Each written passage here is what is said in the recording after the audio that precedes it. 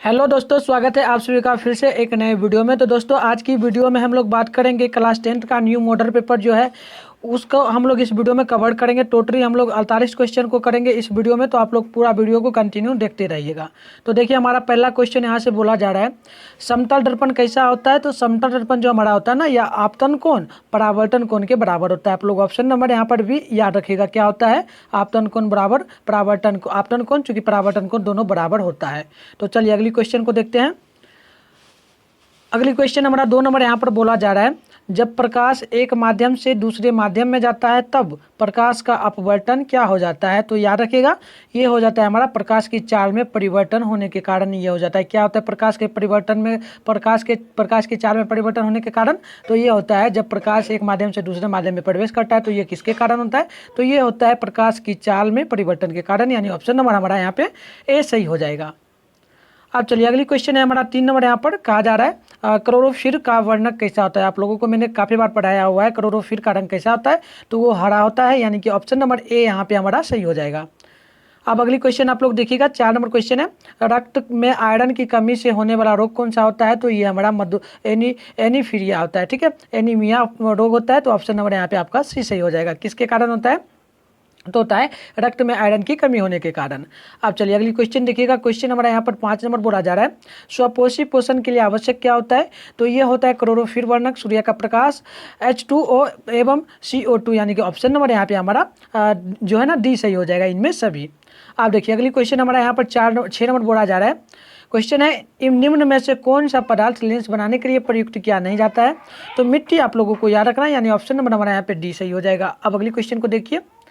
Question हमसे यहाँ पर 7 नंबर पूछा जा रहा है। क्वेश्चन है, एक उत्तर लेंस की क्षमता यदि 1 डायोप्टर है तो उस लेंस की फोकस दूरी क्या होगी। तो आपको याद रखना हमेशा 1 डायोप्टर के लिए पूछे तो प्लस में 100 याद आप लोगों को हमेशा रखना है, यानी कि 100 सेंटीमीटर हमारा यहाँ पे ऑप्शन नंबर सी सही हो जाएगा। अब अगली क्वेश्चन को देखिएगा। क्वेश्चन हमसे यहाँ पर पूछा जा रहा है 8 नंबर। क्वेश्चन कहा जा रहा है, किसी गोलिया दर्पण तथा किसी पतले लेंस दोनों की फोकस दूरी यदि -15 सेंटीमीटर है तो फोकस की लेंस संभवता क्या हो सकती है। तो याद रखिएगा, माइनस किस में होता है, किस लेंस में, तो माइनस आपको सिर्फ रखना है। ये कुछ जो अंक दिया ये नहीं भी आप लोग याद रखोगे तो चलेगा। तो माइनस जो होता है ना वो होता है अवतल दर्पण में, यानी कि ऑप्शन नंबर यहाँ पे हमारा क्या होगा, दोनों सही होगा, यानी कि अवतल दर्पण। और प्लस अगर आपसे पूछता प्लस में कोई अंक देख के पूछे तो आप लोगों को ऑप्शन नंबर बी याद रखना है, यानी कि उत्तल लेंस, ठीक है, उत्तल दर्पण। आप चलिए अगली क्वेश्चन हमारा यहाँ पर पूछा जा रहा है 9 नंबर। क्वेश्चन है, सामान्य नेत्र की बिंदु क्या होती है। सामान्य नेत्र की बिंदु क्या होती है, तो अनंत होती है सामान्य के लिए। तो आप लोगों को डी ऑप्शन यहाँ पे याद रखिएगा। अब अगली क्वेश्चन देखिए, 10 नंबर हमसे पूछा जा रहा है, जो नेत्र निकट की वस्तु को साफ नहीं देख सकता है उससे उस नेत्र को हम नेत्र में क्या हो सकता है। तो जो भी वस्तु यदि आप लोगों को नज़दीक से नहीं दिखाई देता है, नज़दीक की वस्तु, तो आपको दूर दृष्टि दोष हो गया है, यानी कि ऑप्शन नंबर यहाँ पे हमारा ए सही हो जाएगा। अब अगली क्वेश्चन को देखिएगा। क्वेश्चन हमसे यहाँ पर 11 नंबर पूछा जा रहा है। क्वेश्चन है, प्रकाश संश्लेषण के द्वारा किसकी उत्पत्ति होती है। प्रकाश संश्लेषण के द्वारा किसकी उत्पत्ति होती है, तो ग्लूकोज की होती है। तो ऑप्शन नंबर यहाँ पे आपको सी याद रखना है। अब अगली क्वेश्चन देखिए। क्वेश्चन हमसे 12 नंबर पूछा जा रहा है, मनुष्य के शरीर की सबसे बड़ी ग्रंथि क्या होती है। तो लीवर होती है। ऑप्शन नंबर आपको यहाँ पर ए याद रखिएगा आप लोग।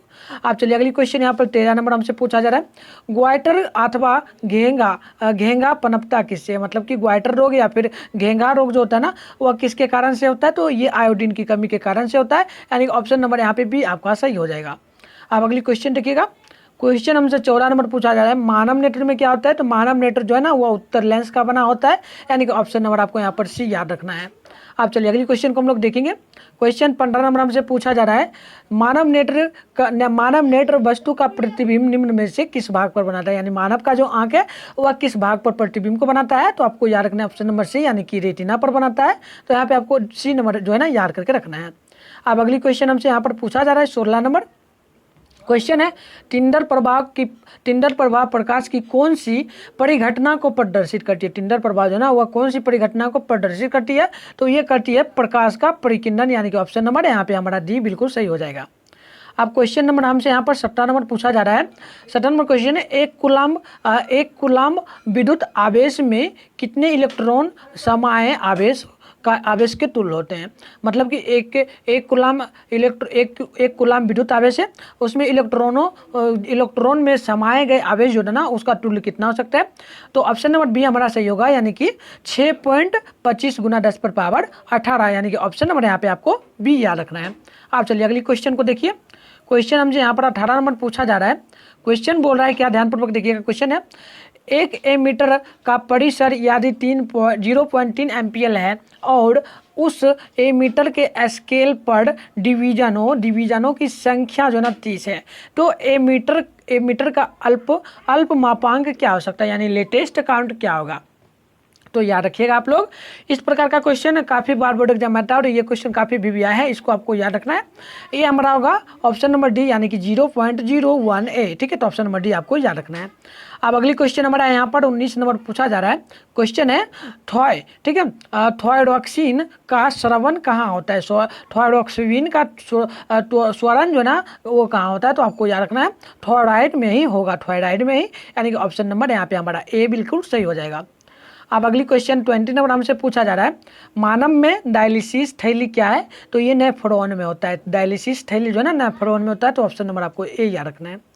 अब क्वेश्चन यहाँ पर से हमारा 21 नंबर है।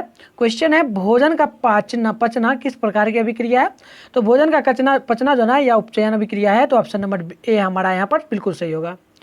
अब क्वेश्चन नंबर 22 हमसे पूछा जा रहा है, विद्युत आवेश का ऐसा मात्रक क्या होता है, तो विद्युत आवेश का ऐसा मात्रक कूलाम होता है, यानी ऑप्शन नंबर डी हमारा यहाँ पे बिल्कुल सही हो जाएगा। अब अगली क्वेश्चन देखिएगा। क्वेश्चन है, अतिभारण के समय विद्युत परिपथ में विद्युत धारा का मान क्या होता है। अतिभारण के समय में विद्युत परिपथ में विद्युत धारा का मान कितना होता है, तो ये बहुत अधिक बढ़ जाता है, तो ऑप्शन नंबर सी आपको यहाँ पे याद रखना है। अब अगली क्वेश्चन को देखिए। अगली क्वेश्चन हमसे यहाँ पर क्या पूछा जा रहा है, क्वेश्चन पूछा जा रहा है 24 नंबर क्वेश्चन है। क्वेश्चन पूछ रहा है हमसे क्या, तो वो देखिएगा। क्वेश्चन है 22, 32, 52 और 62 प्रतिरोध की चाल कुंडलियों को श्रेणीबद्ध कर 64 वोल्ट की एक बैटरी से जोड़ा जाता है, तो पहली कुंडली के सिरों की विभवांतर क्या हो सकती है। ठीक है, तो क्या हो सकती है, तो यहाँ पे हमारा ऑप्शन नंबर क्या हो जाएगा, ऑप्शन नंबर ए सही होगा, यानी कि 8 वोल्ट यहाँ पे हमारा हो जाएगा। ठीक है, तो आप लोगों को याद रखना है, क्या याद रखना है, देखिए इन सभी को आपको कुछ नहीं देखना है, देखना सिर्फ यहाँ पे है कि लास्ट में हमें श्रेणी क्रम में कितना जोड़ना है।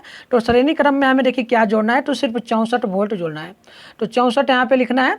तो आप लोग क्या कर सकते हो, 64 का आप लोग 64 को क्या लिख सकते हो, कितने बार गुना करके, तो इस प्रकार से आप लोग लिख सकते हो, इस प्रकार से 8 × 8, यानी कि 8 64 हो जाता है, तो यानी कि ऑप्शन नंबर ए हमारा यानी 8 यहाँ पर है, तो 8 हमारा सही हो जाएगा। ठीक है, इस प्रकार से आप लोग याद रखना। इस प्रकार का जो भी प्रश्न आएगा आपको ऊपर कुछ नहीं देखना है, सिर्फ देखना है श्रेणी क्रम में क्या जोड़ा जा रहा है, समांतर क्रम में उसका आप लोगों को वर्ग कर देना है। ठीक है, वर्ग मतलब कि इस प्रकार से। ठीक है, इस प्रकार से आप लोग 64 का कर सकते हो। चलिए अगली क्वेश्चन को हम लोग देखते हैं। अगली क्वेश्चन हमसे यहाँ पर 25 नंबर पूछा जा रहा है, एंड्रीनियर, ठीक है, एंड्रीलियन हार्मोन स्रावित किसमें होता है, तो ये होता है हमारा अधिवृक्क ग्रंथि में, यानी कि ऑप्शन नंबर यहाँ पे डी सही होगा। आप चलिए अगली क्वेश्चन हमसे यहाँ पर 26 नंबर पूछा जा रहा है, पुष्पी पादपों में लैंगिक जनन होता है कैसे। ठीक है, पुष्पी पादपों में यानी कि फूलों के पौधों में, तो वो फूल द्वारा होता है। ठीक है, फूलों द्वारा होता है, तो ऑप्शन नंबर बी आपको याद रखना है। आप चलिए अगली क्वेश्चन को हम लोग देखते हैं। क्वेश्चन है हमारा 27 नंबर, निम्नलिखित में से कौन लैंगिक जनन संधारित रोग है, लैंगिक जनन से संबंधित, तो ये गोनोरिया भी होता है, फिकलिस भी होता है, साथ में हमारा एड्स भी होता है, यानी ऑप्शन नंबर यहाँ पे डी सही हो जाएगा बिल्कुल। ठीक है, चलिए अगली क्वेश्चन को देखिए। क्वेश्चन 28 नंबर हमसे यहाँ पर क्या पूछा जा रहा है, जनसंख्या नियोजन के लिए पुरुष द्वारा उपयोग लाए जाने वाली एक सरल विधि क्या है, तो आपको याद रखना है कॉन्डोम होगा, यानी कॉन्डोम, यानी ऑप्शन नंबर डी यहाँ पे सही होगा। और आप लोग इस क्वेश्चन को एकदम याद कर ही रहो, ये क्वेश्चन हमेशा बोर्ड एग्जाम में जो है ना हर एक साल आते रहता है, तो क्वेश्चन नंबर यहाँ पे हमारा क्या सही होगा, तो ऑप्शन नंबर हमारा यहाँ पर अभी करके आप लोग एक बार नोट कर लेना, ये ऑप्शन नंबर डी सही होगा, कॉन्डोम। ठीक है, आप चलिए अगली क्वेश्चन को देखते हैं। क्वेश्चन हमसे 29 नंबर है, जनसंख्या नियंत्रण के लिए स्त्रियों द्वारा अपनाई जाने वाली एक सर्जिकल विधि क्या है, तो यह है स्त्री नसबंदी। ठीक है, स्त्री नसबंदी, आप लोगों को ऑप्शन नंबर बी याद रखना है, ये भी क्वेश्चन बोर्ड एग्जाम में काफ़ी बार आते रहता है। आप चलिए अगली क्वेश्चन को हम लोग देखेंगे। क्वेश्चन नंबर हमसे यहाँ पर 30 नंबर पूछा जा रहा है। क्वेश्चन है, किसी विद्युत धारावाही सीधी लंबी परिनालिका के भीतर चुंबकीय क्षेत्र क्या होता है? तो ये आपको याद रखना है, सभी बिंदुओं पर समान आवेश होता है, यानी कि समान होता है। तो ऑप्शन नंबर डी आपको याद रखना है। अब अगली क्वेश्चन यहाँ पर हमारा 31 नंबर क्या पूछा जा रहा है। क्वेश्चन पूछ रहा है, फ्लेमिंग के बामहस्त नियम में बाएं हाथ की तर्जनी संकेत किसको कर रही है? ठीक है, आपने पढ़ा होगा फ्लेमिंग के बामहस्त नियम जो होता है उसमें हाथ की जो बाएं हाथ की जो तर्जनी होता है ना, उसमें वो किसको मतलब कि अंगूठा जो होता है ना, वो किसको तर्जनी संकेत करती है? तो याद रखिएगा, चालक पर आरोपित विद्युत बल की दिशा को संकेत करता है, यानी ऑप्शन नंबर यहाँ पे ए हमारा सही हो जाएगा। अब क्वेश्चन नंबर हमसे यहाँ पर क्या पूछा जा रहा है वो आपको देखना है। अब आप लोग क्वेश्चन देखिएगा। 32 नंबर हमसे पूछा जा रहा है, निम्नांकित में सबसे प्रबल लवण कौन होता है? तो आपको याद रखना है NaCl, यानी कि ऑप्शन नंबर हमारा यहाँ पे ए बिल्कुल सही हो जाएगा। अब अगली क्वेश्चन हमसे 33 नंबर पूछा जा रहा है, सरलतम हाइड्रोजन क्या है? तो सरलतम हाइड्रोजन हमारा मिथेल होता है, मिथेल, यानी कि ऑप्शन नंबर ए हमारा यहाँ पर बिल्कुल सही होगा। अब अगली क्वेश्चन हमसे यहाँ पर पूछा जा रहा है, कार्बन हाइड्रोजन के से संयोग कर कौन बनता है? मतलब कि कार्बन हाइड्रोजन से संयोग करके क्या बनता है? तो हाइड्रोकार्बन बनता है, यानी कि ऑप्शन नंबर हमारा यहाँ पे बी बिल्कुल सही हो जाएगा। अब अगली क्वेश्चन हमसे 35 नंबर क्या पूछा जा रहा है। क्वेश्चन पूछा जा रहा है, मैंड्रिफ की आवर्त सारणी में क्षैतिज कटारों को क्या कहा जाता है? तो याद रखना आपको आवर्त कहा जाता है, यानी ऑप्शन नंबर बी सही होगा हमारा। अब अगली क्वेश्चन को देखिएगा। 36 नंबर हमसे क्या पूछा जा रहा है। क्वेश्चन पूछ रहा है, पश्चिम की ओर प्रक्षेपित कोई धनावेशित कण, यानी कि अल्फा कण भी कह सकते हो, उसके बाद है किसी चुंबकीय क्षेत्र द्वारा उत्तर की दिशा में विक्षेपित हो जाता है, तो चुंबकीय क्षेत्र की दिशा क्या होगी? तो याद रखिएगा आप लोग, ऑप्शन नंबर हमारा डी सही होगा, यानी कि ऊपरमुखी हो जाएगा, ऊपरमुखी, यानी कि ऑप्शन नंबर आपको डी याद रखना है। अब अगली क्वेश्चन को देखिए। क्वेश्चन हमसे पूछा जा रहा है, विद्युत और चुंबकत्व में घना संबंध इसका पता लगाया किसने लगाया था? मतलब कि विद्युत और चुंबकत्व में जो घना संबंध होता है इसका पता किसने लगाया था? तो ऑर्टेंड ने लगाया था, यानी कि ऑप्शन नंबर यहाँ पे सी हमारा जो ना बिल्कुल सही हो जाएगा। अब अगली क्वेश्चन देखिए। 38 नंबर क्वेश्चन है, जनसंख्या नियंत्रण के लिए स्टूडियो द्वारा अपनाई जाने वाली सरलतम यांत्रिक विधि क्या है? तो ये हमारा क्या होगा? तो ये हमारा हो जाएगा, क्या आपको बताना है आप सभी को। यहाँ पे देखिए, क्वांटम तो हमारा होता है पुरुष के लिए, बट यहाँ पे एक होता है नसबंदी जो ऑप्शन में भी नहीं दिया, हमने पीछे देखा था, तो वो भी होता है। और एक हमारा यहाँ पर क्या होता है, शायद जो है ना ये ट्यूबेक्टोमी, यानी कि ये ऑप्शन नंबर बी जो है ना यहाँ पे हमारा बिल्कुल सही हो जाएगा, ट्यूबेक्टोमी, यानी कि ऑप्शन नंबर बी आपको याद रखना है। ठीक है, आप चलिए अगली क्वेश्चन देखिए। क्वेश्चन है, लैंगिक जनन संधारित रोग हार्टबीट किसमें होता है? तो ये हमारा होता है किसमें? तो ये आपको याद रखना हमेशा, लैंगिक जनन द्वारा जो संधारित रोग बनता है ये किस प्रकार से बनता है? तो ये हमारा जो बनता है ना, आपको याद रखना है, ऑप्शन नंबर आपका ए में बैक्टीरिया जनित रोग, वायरस जनित रोग, प्रोटोजोआ जनित रोग, यानी ईस्ट जनित रोग। तो यहाँ पे क्या ऑप्शन नंबर हो सकता है? लैंगिक जनन हमसे पूछा है, तो आपको याद रखना है लैंगिक जनन होता है किसमें?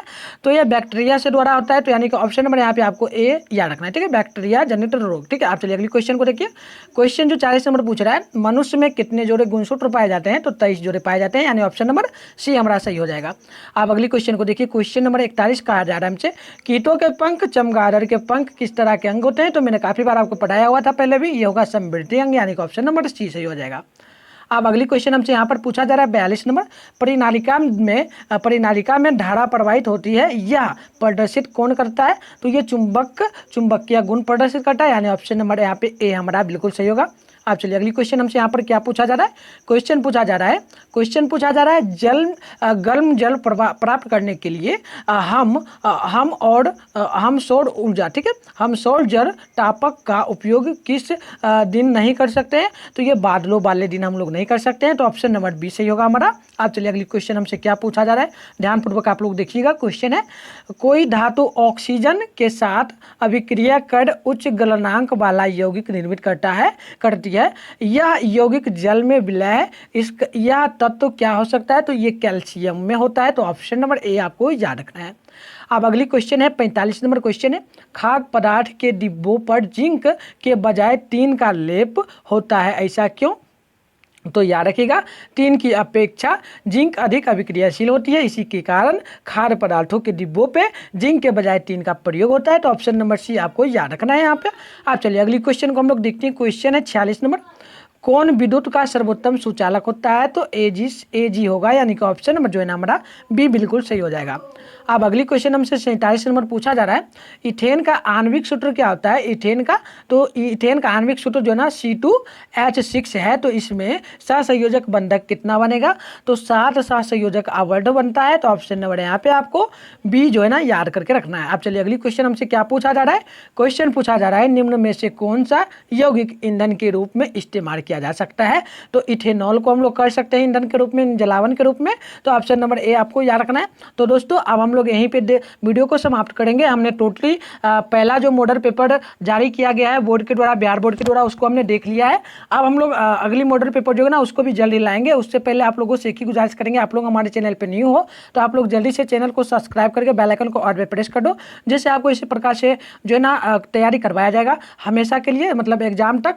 तो आप लोग चाहते हो इसी प्रकार से करना तो आप लोग जरूर बताएं, और आप लोग जल्द से ये कमेंट बॉक्स में जरूर बताएं कि सेकेंड मॉडल पेपर जो है ना वो कब लाया जाए। आप लोग जितना जल्दी कमेंट करोगे उतना जल्द आएगा, ठीक है। तो जाते जाते आप लोग वीडियो को भी लाइक कर देना। तो चलिए यहीं पे हम लोग वीडियो को समाप्त करते हैं, मिलते हैं किसी और वीडियो के साथ। तब तक आप तमाम लोगों को जय हिंद, साथ में बाय बाय।